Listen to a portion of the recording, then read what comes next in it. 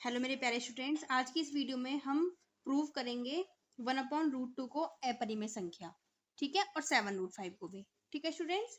तो जैसे हमारे स्टेप्स थे बाकी क्वेश्चंस के लिए, इससे प्रीवियस क्लास में भी आपने देखे होंगे, तो स्टेप्स हमें वही रखने हैं मेरे प्यारे स्टूडेंट्स। तो शुरुआत करते हैं, बाकी आप जब क्वेश्चन की मैं एक्सप्लेनेशन दूंगी तो आप समझ जाएंगे, ठीक है।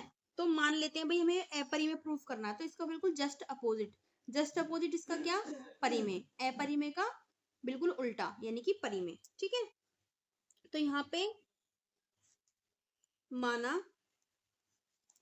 1/√2 को हमने परिमेय मान लिया, एक परिमेय संख्या है, ठीक है, एक परिमेय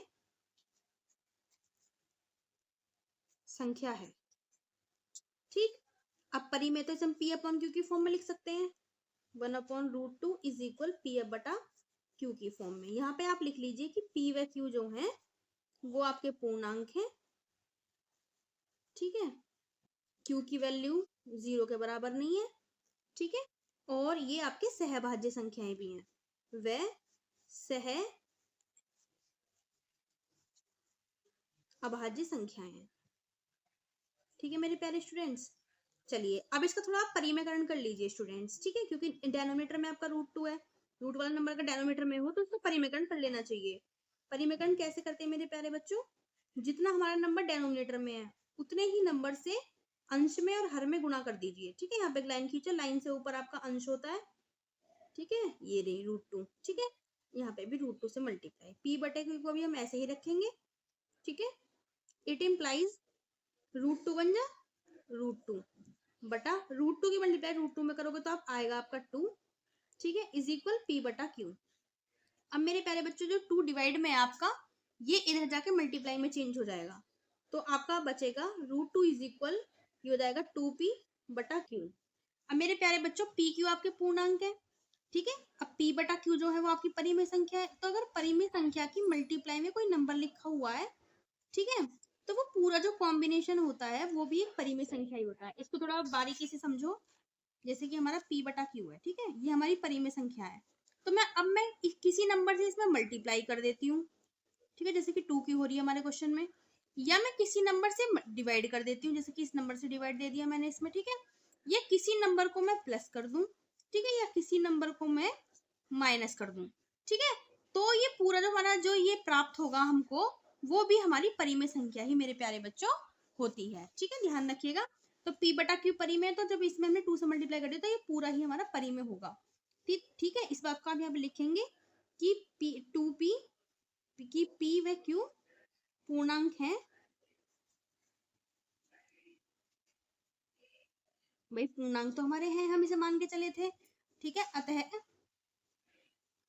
2P/Q भी एक परिमेय संख्या है। क्या है मेरे प्यारे बच्चों, परिमेय संख्या है, ठीक है। उस बात को भी आप लिख सकते हैं कि P/Q परिमेय संख्या है, ठीक है।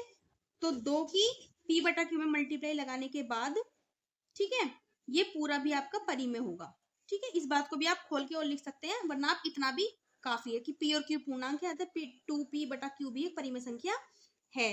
अब बाबू मेरे जब ये पूरी परिमेय है और √2 इस पूरे के बराबर है, ठीक है, तो ये भी तो परिमेय होगा आपका। आगे बात समझ में आपको, तो आप यहाँ पे लिखेंगे कि √2 2P/Q के बराबर है, अतः √2 भी एक परिमेय संख्या होगा, एक परिमेय संख्या होगा, एक परिमेय संख्या होगा, ठीक है। अब बाबू मेरे, आपने जो यहाँ पे कॉन्सेप्ट लिखा, यहाँ पे जो ये कथन लिखा, ये इस बात का विरोध कर रहा है कि √2 एक अपरिमेय संख्या है, क्योंकि वास्तविकता में हमने √2 को प्रूव किया हुआ है कि ये एक अपरिमेय संख्या है। और यहाँ से समीकरण नंबर 1 से क्या प्रदर्शित हो रहा है, ये पूरा परिमेय है, √2 इसके पूरे के बराबर है, तो ये भी एक अपरिमेय है, सॉरी परिमेय है, ठीक है, ये परिमेय के बराबर है, तो ये भी आपका परिमेय हुआ, ठीक है। वास्तविकता में ये अपरिमेय है, तो एक ही नंबर को 2 टाइप्स का बोला जा रहा है, परिमेय भी अपरिमेय भी, तो यहाँ पे तो विरोध हो रहा है, ठीक है। तो पहले आप यहाँ पे लिखें कि ये जो कथन लिखा कि √2 भी एक परिमेय होगा, यह कथन इस बात का या इस कथन का विरोध कर रहा है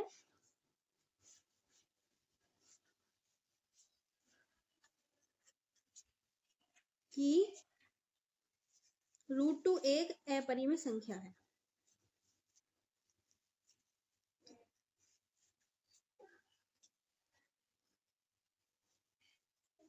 अपरिमेय संख्या है।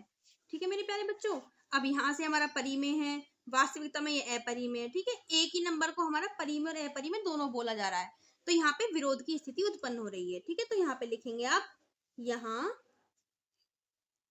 विरोध की स्थिति, विरोध की स्थिति हमारी गलत कल्पना। पता है बाबू ऐसा क्यों हो रहा है? क्योंकि हमने स्टार्टिंग में इस नंबर को परिमेय मान लिया ना, तो हमने इसको गलत मान के, ठीक है, गलती कर दी, इसीलिए यहाँ पे विरोध की स्थिति उत्पन्न हुई है हमारे सॉल्यूशन के अंदर। ठीक है, तभी हमारे एक ही नंबर को दो चीजें प्रदर्शित हो रही हैं, परिमेय भी और अपरिमेय भी। ठीक है, ये क्यों हो रहा है? हमारी गलत परिकल्पना की वजह से हमने गलत मान लिया।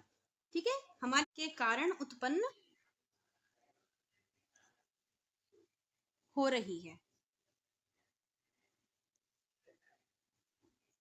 ठीक है, अब यहाँ हमारी जो कल्पना थी वो गलत प्रूफ हो गई, अर्थात हम क्या कह सकते हैं कि ये एक अपरिमेय संख्या है। क्योंकि बाबू क्या, वास्तविक संख्या है, टू टाइप्स की होती है, तो परिमेय या अपरिमेय। जब ये परिमेय नहीं है तो क्या होगा मेरे प्यारे बच्चे? अपरिमेय। ठीक है, तो यहाँ पे लिखेंगे अतः 1/√2 परिमेय तो है नहीं, परिमेय तो गलत गलत हो गया हमारा प्रूफ, तो एक अपरिमेय संख्या है। क्या है? अपरिमेय संख्या है। ठीक है बच्चों, यहीं पे इसके साथ ही प्रूफ हो जाता है मेरे प्यारे स्टूडेंट्स। ओके, ठीक है, यहाँ पे आप लिख देंगे प्रूव्ड।